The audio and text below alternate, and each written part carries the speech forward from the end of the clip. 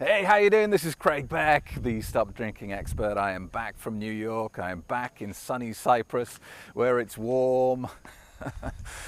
You know, I travel a lot. I mean, once a month I'm traveling thousands of miles generally.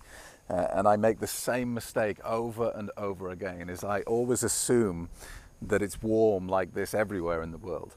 And so when I go somewhere like the UK or, New York, I'm always freezing for a couple of days because I forgot to pack a sweater or I didn't bring a coat. And the exact same thing happened to me this time in New York for the Quit Drinking Boot Camp. Is I found myself in Times Square in a t-shirt at the end of October. I was freezing. And so I went into the nearest store I could see, and it was one of these I Love New York souvenir shops. And I bought a hoodie. And it actually ended up getting me heckled. I was walking through Times Square and a security guard stopped me and went, "Hey buddy, you couldn't look more like a tourist if you tried." And I thought that was kind of harsh. In Times Square, surely there are people that look more like a tourist than me. But anyway, I got heckled. But I'm back in the sunshine now. And that brings me on to the subject of today's video, because I had an email from Cynthia, and she's been doing great on the online Stop Drinking program. But there's something coming up that's worrying her. She's going on vacation and she's thinking, oh my God, how can you go on vacation and not drink alcohol? So that's what I want to talk about today in the video. Before I do, let me just tell you that, yeah, you missed out on New York, but we've just confirmed boot camps in London for January 2019 and also Nashville, February 2019. And we're looking at Toronto for March of next year.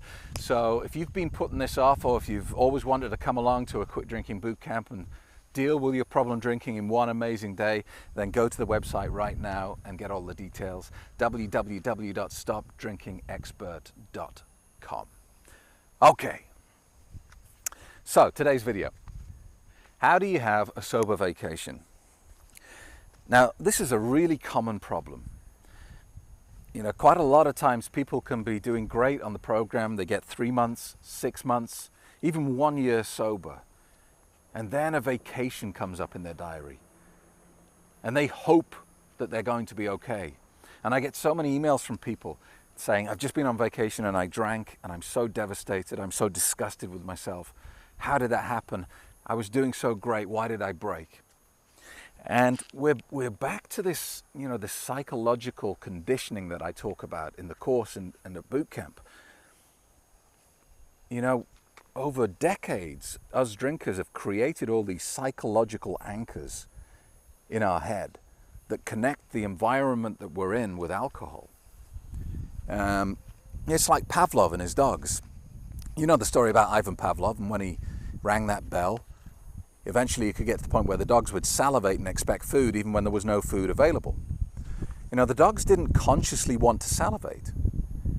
They didn't consciously want to have a response to the bell. And even if they'd wanted to, they couldn't have stopped it. It just happened because it was hardwired into their brain. There's actually a physical piece of meat in their head that creates that response. And us drinkers, we have this same problem. We have physical pieces of meat in our head that facilitate our drinking. And it doesn't matter consciously what you want. This is why I, so often talk about willpower being entirely ineffective against alcohol problems, because, those dogs couldn't will themselves not to respond. They had no choice. And if you walk into an environment that you have heavily anchored and associated to alcohol, you have no choice either. You're going to get a craving to drink, whether you like it or not. And unless you've got some, real strong discipline built in, and you know the tools to go to, and you know how you're going to deal with this, then you're going to have a tough time. So how do you avoid this happening? And the answer is you have to prepare, you have to plan, and you have to start building your vacations differently. Because if you go on holiday and you do all the things that you used to do in the same order, in the same routine, and at the same frequency, you've got to expect the same thing to happen. You're going to want to drink. So you have to change the way you vacation. You have to do different things. Because if you just get on that plane and you head to the beach, or you get your place by the swimming pool and you just sit there like you normally do, guess what's going to happen?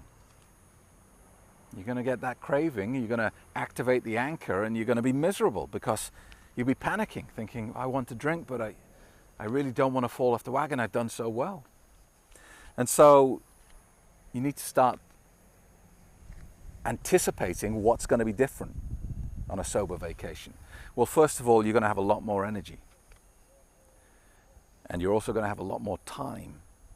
Because in the past, when you were drinking, you were spending, maybe 50% of your vacation zombified. 50% of your vacation drinking an anesthetic. So now you're going to go on this trip and you're going to be more conscious, you're going to be more awake, you're going to be more in the moment, you're going to have more time, more vitality, more energy. And all of that sounds like a huge benefit, a huge positive, right? And it is, but it is also a negative. Because having too much time on your hands presents you with a challenge, presents you with a problem. So be prepared that you're going to have to be a bit more active than you would normally be. And again, that might sound like a bad thing. You might be thinking, well, I don't want to be more active on vacation. I just want to chill out and relax.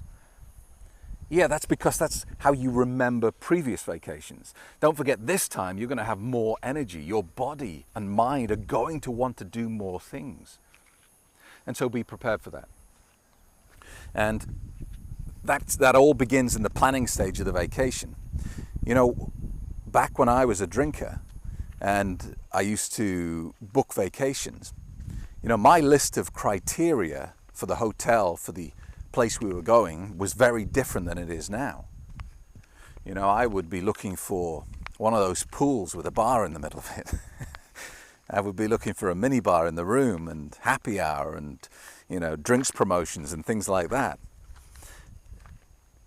I wasn't looking for active things to do with my time. These days when I travel, I'm looking for, I won't book a hotel unless it has a fitness center. I won't book a hotel unless it has a business center, because I want to be able to work and I want to be able to work out.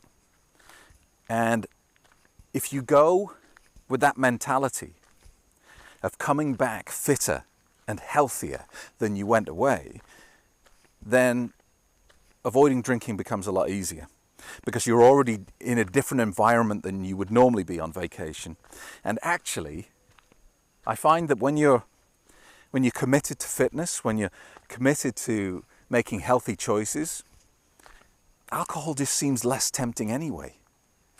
You go to the gym for 90 minutes and you have an amazing workout and you get all those endorphins and that dopamine in your head, and you feel proud of yourself because, you're the guy on vacation who actually used the fitness center. And then to leave that sensation behind and go and drink some attractively packaged poison, it just doesn't feel right. It feels like, well, I'm wasting all that great stuff I did earlier in the day. So, Cynthia, who emailed me about this, Cynthia, you have to fundamentally change what a vacation means to you. You can't do what you used to do because you're just going to tread on those psychological anchors all over the place.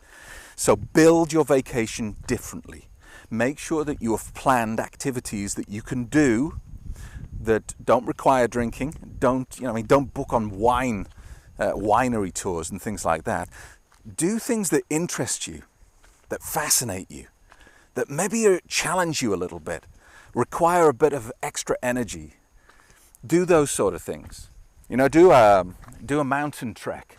Do some sort of historical trip up into the hills that requires, a full day of exertion, but is deeply rewarding. All the things you just wouldn't have done back when you were a drinker because it would have got in the way of you drinking. Now, this is how you have a fuller, richer, deeper life. You start seeing the world when you go on vacation. You start experiencing new things instead of just sitting on a sun lounger and drinking anesthetic until it's time to go home. That's not a vacation. You might, if you want to do that, you might as well just book yourself into a hospital for 2 weeks and have them give you a general anesthetic every day. It's not a vacation. The bubble of unreality in the Western world around alcohol says it is, but it's not really. You know, you're not going to get to the age, 80 on your deathbed and look back and go, I'm so glad I saw the world but took an anesthetic every time I did it. What you really want to be looking back is that you actually experienced life, that you were conscious, that you were here, you were present. And that's how you have a sober vacation. So I hope that helps.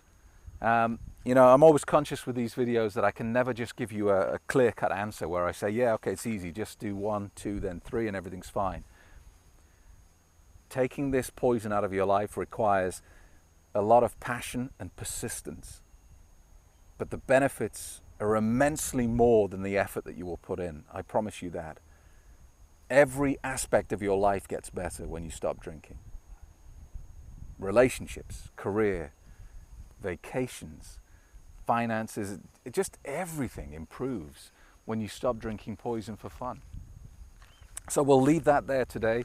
If you have any questions or if you have any suggestions of videos you'd like me to make, then please drop me an email via the website www.stopdrinkingexpert.com. Thanks for watching. See you soon.